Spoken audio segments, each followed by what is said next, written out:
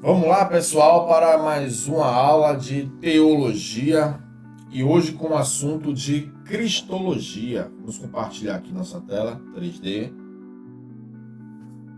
Cafezinho. Hoje nós vamos falar sobre cristologia, a pessoa de Cristo. Antes de iniciarmos, eu queria fazer aqui um adendo para vocês que essa aula sobre cristologia nós iremos pelo menos dividir ela em duas etapas.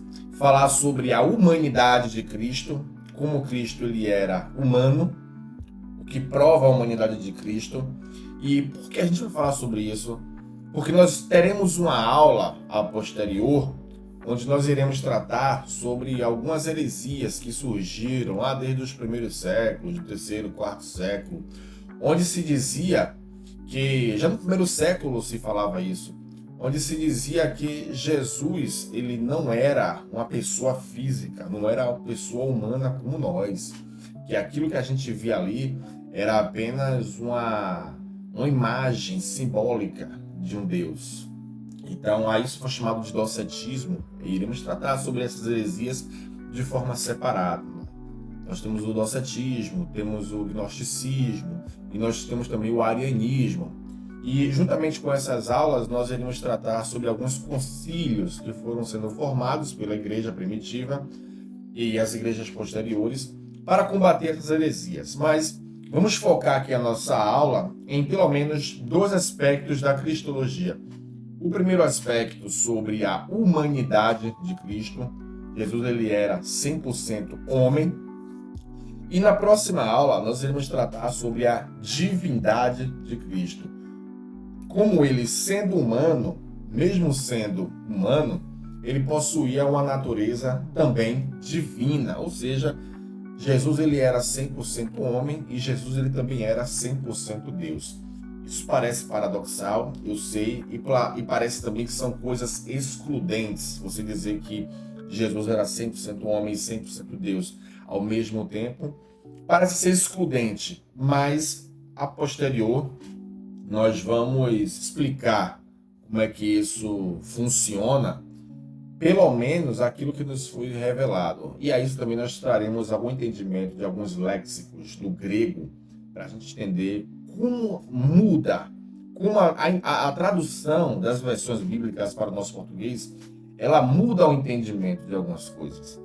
Ok? Vamos colocar aqui alguns versículos-chave. Esses iniciais aqui nós transcrevemos. O primeiro aqui parece estar um pouco com erro de português. Copiei aqui da internet.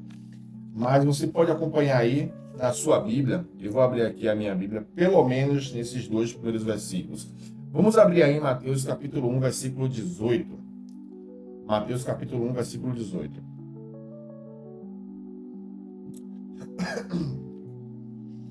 Diz assim: Ora, o nascimento de Jesus Cristo foi assim.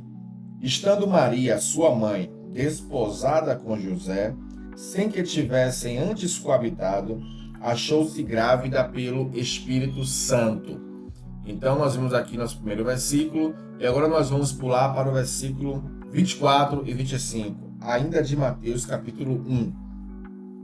Despertado José do sono, fez como lhe ordenara o anjo do Senhor e recebeu sua mulher. Contudo, não a conheceu, enquanto ela não deu à luz um filho, a quem pôs o nome de Jesus. Então nós temos aqui o primeiro aspecto do nascimento de Cristo, que é o nascimento virginal. Qual é a importância? Deixamos aqui uma pergunta para você. Desculpa. Qual é a importância do nascimento virginal de Jesus? Por que Jesus teve que nascer dessa forma e não da união de um homem com uma mulher, como nascem todos os seres humanos? Eu coloquei aqui pelo menos 3 aspectos, segundo a sistemática de Wayne Grudem. O primeiro aspecto mostra que a salvação deve vir em última instância do Senhor e não da ação concepção humana, ou seja, como Deus já havia prometido em Gênesis capítulo 3, versículo 15, a salvação ela vem única e exclusivamente do Senhor a partir da mulher, ou seja, a semente da qual viria o Messias, o Salvador, ele teria de vir de uma mulher, viria de uma mulher, como já havia sido profetizado. Porém, a semente plantada no ventre dessa mulher foi uma semente que veio diretamente de Deus, mostrando que Deus, ele é o provedor da salvação. Ele é o autor da salvação. Ele interferiu diretamente na sua própria humanidade, colocando a semente divina no ventre de Maria, no qual iria nascer Jesus, homem. O segundo motivo, o nascimento virginal possibilitou a união plena, da plena divindade e da plena humanidade em uma só pessoa. Colocamos 2 versículos aí, porque você tem a parte humana proveniente de Maria e a parte divina, que é a intervenção do próprio Deus, colocando a semente no ventre de Maria. O Espírito Santo fazendo essa ação.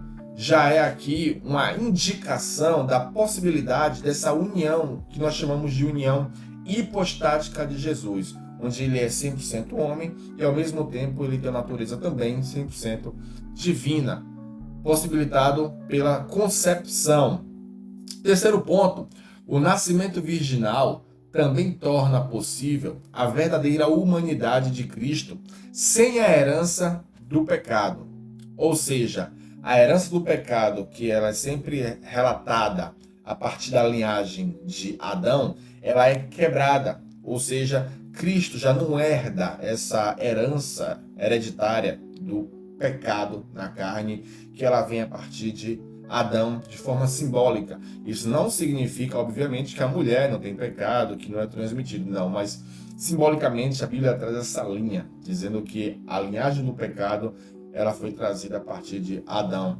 É por isso que nós vemos alguns versículos dizendo acerca do primeiro Adão, né? A partir do primeiro Adão, o pecado entra no mundo e o segundo Adão é aquele que tira o pecado do mundo. Fraquezas e limitações humanas. Aqui nós iremos falar sobre as condições que mostravam que Jesus ele era 100% homem. Pessoal, isso aqui parece óbvio, essa primeira aula parece óbvia para algumas pessoas, mas é de fundamental importância que ela seja ministrada, justamente para que a gente mostre com fatos, a partir dos versículos indicados, que Jesus ele tinha uma natureza como a nossa, humana, que ele tinha carne como a nossa, que ele tinha fraquezas e limitações como a nossa. Justamente, eu repito, porque já no primeiro século, quando Jesus ele se apresentava como o Filho de Deus, ou como o Messias, ou como aquele que haveria de tirar o pecado do mundo, e não somente se apresentava dessa forma, mas como era identificado pelos outros dessa forma, muitos não criam na possibilidade de um Filho de Deus ele estar ali materializado em carne. Então é por isso que nós trazemos essas referências aqui, e há esse ponto aqui onde nós falamos sobre as fraquezas e limitações humanas, ou seja, a humanidade de Cristo. Primeiro ponto, Jesus ele possuía um corpo humano.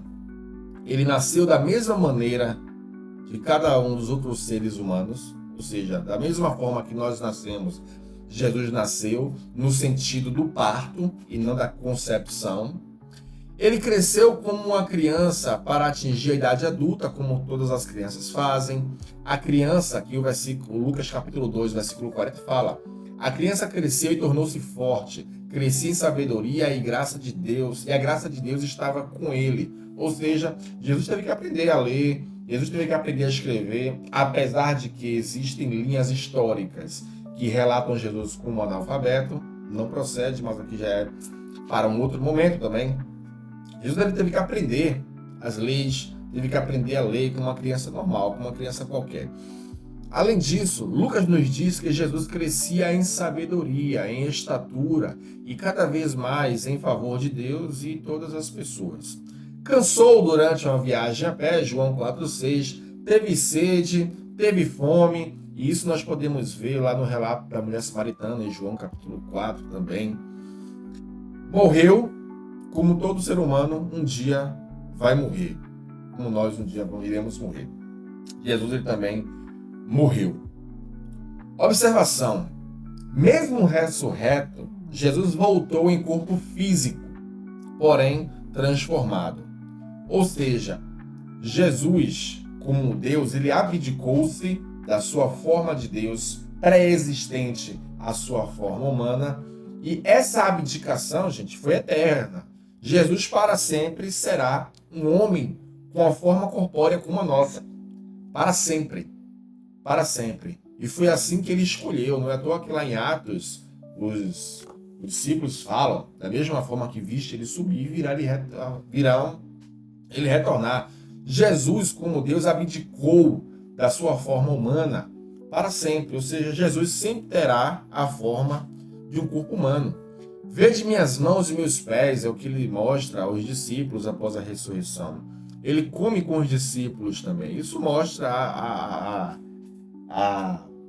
condição de um corpo físico, ressurreto, porém transformado, que é aquela transformação que nós vemos Paulo relatar no livro de Coríntios.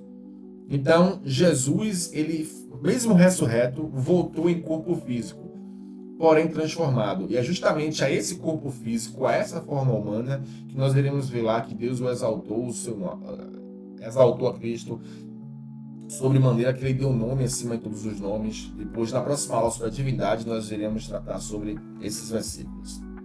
Próximo ponto: Jesus possuía uma mente humana. Ou seja, quando se fala que ele crescia em sabedoria, diz também sobre isso, de forma implícita, que ele tinha uma mente como a nossa também. Apesar de ter a natureza divina, ele tinha uma mente como a nossa, pois ele crescia em sabedoria, teve que aprender as coisas que nós aprendemos no dia a dia. Aprendeu a obedecer e também desconhecia de fatos futuros. Muitos utilizam disso daqui para dizer que Jesus não era divino em nenhuma hipótese, pois ele não conhecia o futuro. Obviamente, nós sabemos que Jesus ele tinha natureza humana e, como homem, ele abdicou-se de todos os seus atributos divinos. Está lá em Filipenses capítulo 12, a partir do versículo 5, 6. Fala sobre isso, o que não tira a sua natureza divina. Vou continuar repetindo, apesar de que essa aula será na próxima aula, mas a gente vai continuar aqui repetindo sempre essa parte. Que Jesus ele tinha natureza divina também. Mas como homem, ele desconhecia fatos futuros, quando ele fala, por exemplo, acerca da sua própria vinda, onde ele diz que nem o filho do homem sabe, ninguém sabe, senão o Pai. Jesus possuía alma e emoções humanas, ou seja, ele tinha uma alma angustiada, angustiou-se em espírito e alma triste até a morte. Isso aqui fica claro naquele evento lá, onde os soldados vão prendê-lo já para iniciar aquele procedimento de crucificação. E ali a gente vê Jesus com a alma angustiada, como um ser humano. Impecabilidade. Apesar de ser humano e habitar em uma carne parecida com a nossa, Jesus ele não teve pecado. Isso daqui acredito que seja unanimidade entre nós.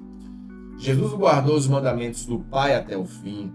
Pilatos reconheceu inclusive não haver crime nenhum em Jesus, logo ele lava suas mãos de forma simbólica e entrega Jesus para ser julgado e condenado pelos próprios homens que pediam a sua morte.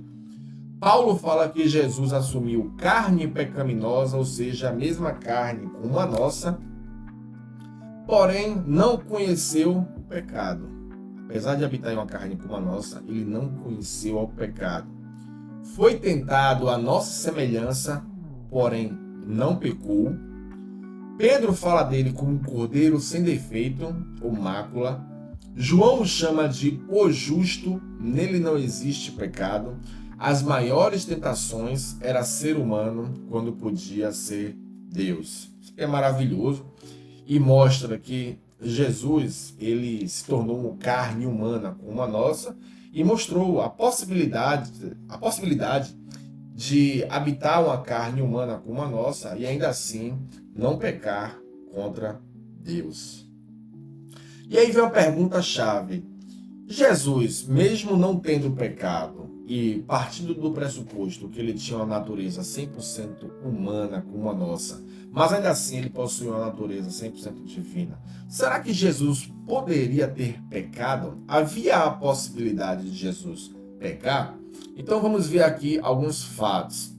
Uma pessoa que não está sujeita a pecar pode ser tentada, de fato? E aqui a gente vai entrar em algumas questões, como, por exemplo, se a gente falar que Jesus não poderia ter pecado, nós podemos estar insinuando que até mesmo as tentações que ele sofreu foram tentações, como é que eu posso dizer, fajutas. Ou seja, ora, se ele tinha natureza divina e Deus não pode ser tentado pelo mal, então como é que a gente pode dizer que as tentações de Jesus eram real? Como é que a gente pode dizer que Jesus... Qual seria o mérito em dizer que Jesus foi tentado como nós e ainda assim não pecou, uma vez que ele, como Deus, não pode ser tentado pelo mal? Vamos lá. Primeiramente, as tentações de Jesus, elas foram reais. Foram reais. O segundo ponto é que Jesus ele não pecou, isso aqui já falamos sobre a impecabilidade de Jesus. E terceiro é que Deus não pode ser tentado pelo mal, que é aquilo que nós acabamos de falar. Mas é claro que quando nós vamos para Filipenses 2, 5, 6 em diante, nós vamos ver que essas prerrogativas divinas de Deus, em que não pode ser tentado pelo mal, foram abdicadas por Jesus, propositalmente.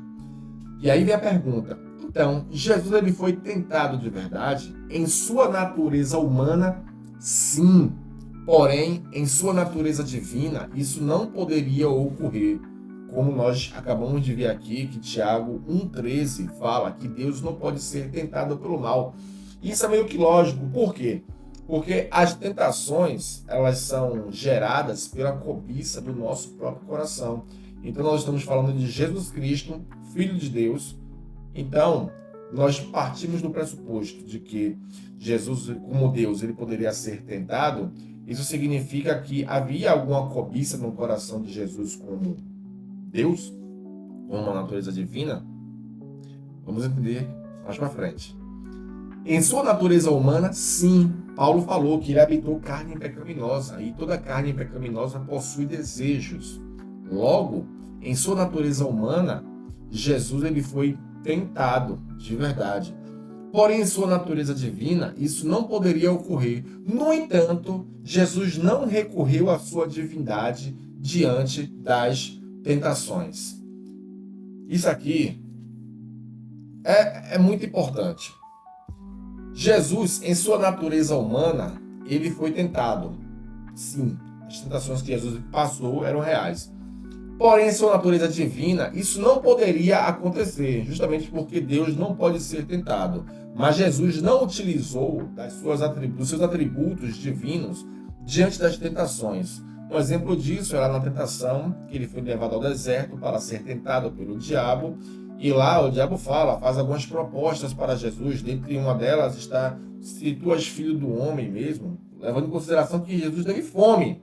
Depois de 40 dias e 40 noites jejuando, teve fome, o diabo aparece e fala, se tu és filho de Deus mesmo, transforma esta pedra em pães. E Jesus não o faz. Ou seja, ele não utiliza da sua natureza divina para vencer as tentações do diabo. Não utiliza. Por mais que naquele momento ele estivesse debilitado pelo fato de estar muitos dias jejuando. No entanto, Jesus ele não recorreu à sua divindade diante das tentações. É aquilo que acabamos de falar. Para outra observação, por que era necessário que Jesus fosse plenamente humano? Para possibilitar uma obediência representativa, ou seja, Jesus tinha de obedecer em nosso lugar representativamente, ou seja, é aquilo que nós falamos de cumprir toda a lei. Jesus ele veio cumprir a lei por nós, uma vez que nós não podíamos fazer isso, porque nós, desde o nosso ventre, já herdamos a natureza pecaminosa, de tal forma que já nascemos em pecado. Já nascemos em pecado. Como Jesus ele nasce sem pecado e assim permanece até o final de sua vida, justamente por essa quebra do fator Adão, na sua concepção, ele tinha de obedecer em nosso lugar de forma representativa. Ele foi o nosso representante diante de Deus para cumprir toda a lei. Em Tiago, capítulo 1, versículo 10, se não falha a memória, ou é 2:10, eu acho que é Tiago 1:10, fala que se nós obedecermos toda a lei e tropeçar em apenas um dos mandamentos, nós somos culpados de todos eles. Ou seja, é o que Paulo fala lá em Romanos: todos pecaram e destituídos foram da glória de Deus. Outro ponto, para ser um sacrifício substituto, ou seja, para ser nosso substituto, teria que ser como nós. Jesus, se ele habitasse ali plenamente somente a sua natureza divina, não seria um sacrifício substituto, porque ele não seria humano como nós.